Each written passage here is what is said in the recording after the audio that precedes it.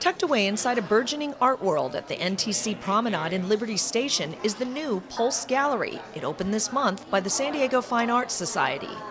And inside, a real treat for art lovers, sculptures from an international artist whose work is debuting in the U.S. this month and attracting lots of attention. Once I saw the cats, which were the first pieces that arrived, I immediately knew that we had someone that was quite powerful and someone that needed to be shared with the United States. Through a collaborative effort, Alexander Salazar brought Xiaoye Sun to San Diego. This is the first time the artist has been to the U.S. and shown his work. It takes a long, long time in preparation. Actually, I'd been working with his family member, Stephanie, for quite some time on trying to figure out what the best way would be to bring the artist. I am very pleased to have my pieces here in an exhibit, thanks to my cousin who started trying to contact galleries about my work.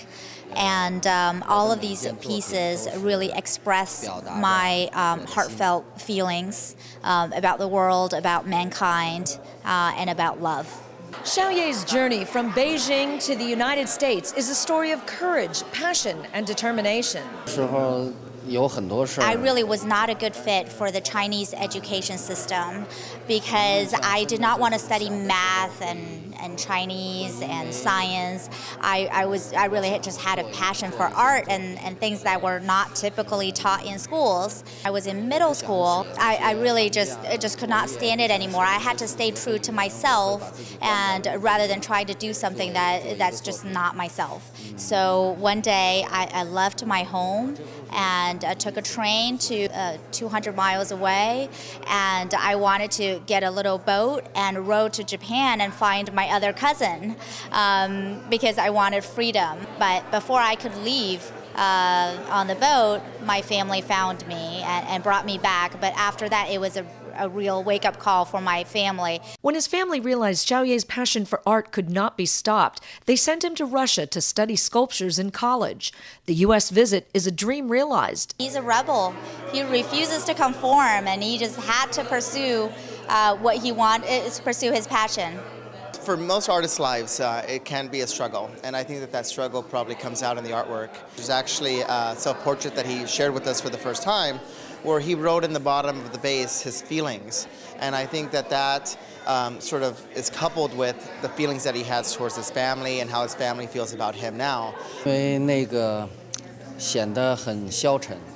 The sculpture is showing a man who is feeling helpless in this world, and that is how I feel sometimes as an artist. That struggle is depicted through his artwork, using animals and humans to provoke conversation and interest in what often is considered taboo.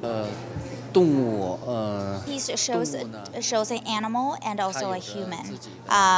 With the animal, I'm trying to show that animal by nature, they are sometimes happy, sometimes sad, and sometimes they look for food, they look for a mate.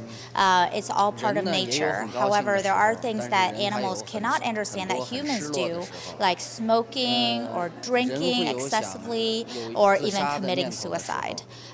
So these are things that humans do that are unnatural, that animals cannot understand. And that's why the dog, if you look at it, its head is cocked and it's probably thinking, what are you doing? Why are you committing suicide? So it's a piece that encourages people to pursue what is natural and what makes you happy. I see that Americans are very happy people and always smiling, and I want to leave them with a message that is of courage and of ability to overcome hardship. This artist is going to be very successful here in the United States. I think that this was a great start at Pulse Gallery because this is going to also be an internationally recognized gallery. The San Diego Fine Art Society is just one small part of a bigger picture, but it's also a big impact for the scene here in San Diego. I'm Phoebe Chongchua for Art Pulse TV.